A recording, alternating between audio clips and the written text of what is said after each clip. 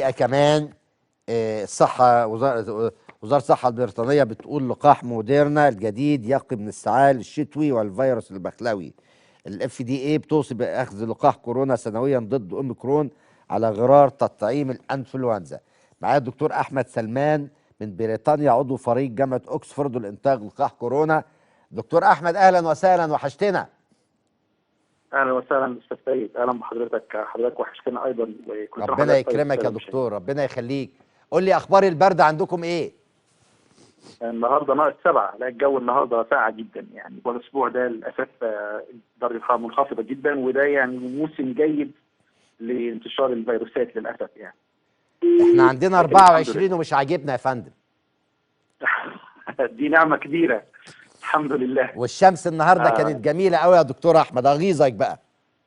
انت كده.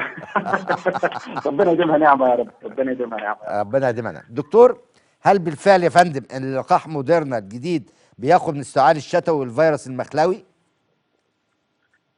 النتائج اللي طلعت من اللقاح الجديد هي فعال جدا، وهو كان بالفعل فيه لقاح موجود، ولكن لقاح موديرنا اللي موجود حاليا يعني مدي فعاليه جيده جدا، واكيد يعني استخدامه ان شاء الله يعني بمجرد من هو يتم التصريح به هيكون مفيد جدا، خصوصا للاطفال، لانه للاسف الار اس في او اللي هو الفيروس المخلوي اغلب اصاباته بتكون في الاطفال او صغار السن، وللاسف ممكن تقلب بعد كده بالتهاب رئوي وعدوى بكتيريه ثانويه وتخش يعني في اعراض خطيره جدا. يعني للاسف اغلب الوفيات في الاطفال او صغار السن بتكون يا اما بعدوى الجهاز التنفسي او الجفاف، وبالتالي الفيروسات التنفسيه بتبقى خطيره جدا في الاطفال، وبيبقى مهم جدا او حديثي الولاده بصوره عامه، وبالتالي لو في لقاح متواجد لاي من الفيروسات التنفسيه بيكون ضروري جدا ان هو يتلقاه الاطفال، طبعا لو كان يعني مصرح به، او الام حتى خلال فتره الحمل، لانه ممكن بيدي ايضا مناعه للام واجسام مضاده بتنتقل لجسم الجنين وبتديله حمايه بعد الولاده.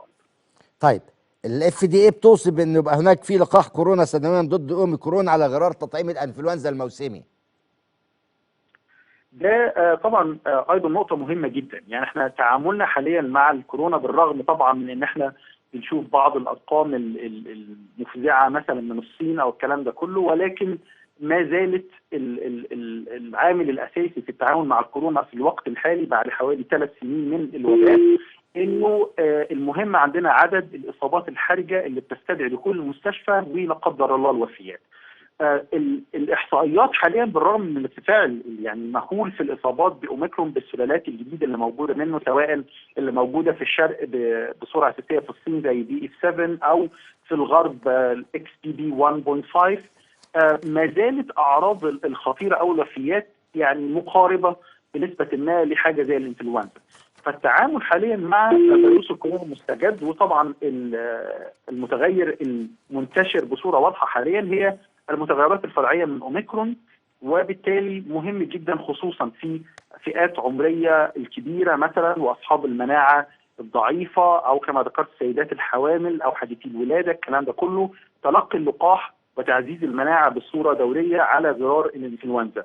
والله لو اللقاح موجود بكميه كبيره وممكن برضو الاصحاء من الناس التانيين يودوا ان يتلقوا اللقاح، ده طبعا هيكون مفيد جدا بنفس فكره لقاح الانفلونزا، ان هو يكون يعني اوبشنال او يعني شيء متاح اختياري بالنسبه لهم، ولكن ستظل عندنا فئات عمريه هي اللي يتم التركيز عليها وضروري انها تتلقى اللقاح في يعني بصوره موسميه، خصوصا قبل فتره الشتاء، لانه من الطبيعي جدا ان ترتفع الاصابات، ويعني لا قدر الله يعني في الغالب ستظل عندنا نسبه من الارقام دي هي فئات اكثر عرضه، يعني نسبه الوفيات انخفضت من بدايه الوباء من 3 ل 5% لحاليا تقريبا 1 من 10 لنص في المية، يعني على حسب المكان وحسب الوضع. طيب، واغلب هذه النسبه في كبار السن واصحاب المناعه. طيب دكتور، الدور اللي ماشي في مصر الان هو مفيش درجه حراره، ولكن تكسير شديد جدا جدا في الجسم مع كحه الحقيقه احيانا وتكسير شديد في الجسم. وبعدين الناس الحقيقه في ناس كتيره جدا يقول لك في ناس عملوا اختبارات طلع مش كورونا، وناس تانية طلع عندهم كورونا. ده بيدخل تحت اي نوع من انواع الكورونا يا فندم؟ هو احنا الفترة الحالية يعني الفيروسات التنفسية غير الكورونا يعني تقريبا منتشرة، خصوصا يعني في الشرق الأوسط أو في مصر. أغلب الإصابات مش هتكون كورونا، هتكون من فيروسات البرد الأخرى. ايوه. يعني عائلة الكورونا مثلا فيها 13 فيروس، منهم فيروس الكورونا المستجد وفيروسات الإنفلونزا والفيروس المخلوي وفيروسات أخرى. ايوه. خلال فترات الإغلاق احنا لم نتعرض لهذه الفيروسات، والفيروسات دي ايضا بتتحور بسرعه كبيره جدا، يعني مماثله او اقل او اسرع من فيروس الكورونا المستجد. وبالتالي الجاب او هذه الفتره من عدم التعرض لهذه الفيروسات جعل المناعه الموجوده عندنا ضدها تقل.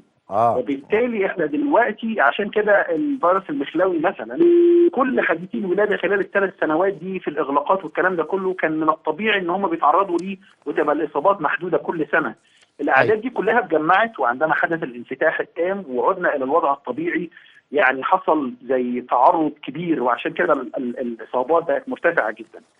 الكورونا موجود طبعا، ولذلك هتلاقي طبعا بعض من هذه الحالات كورونا، ولكن حتى التعرض للفيروسات التنفسيه الاخرى للاسف هيبقى موجود في الوقت الحالي، وتدريجيا هيبقى المناعه وان شاء الله الوضع يرجع كما كان قبل الكورونا. ولكن يعني كما حضرتك عارف يعني في الوضع الطبيعي كان الواحد ممكن يصاب مرتين او ثلاثه لو شخص صحيح ومعافى بالانفلونزا وفيروسات البرد الاخرى.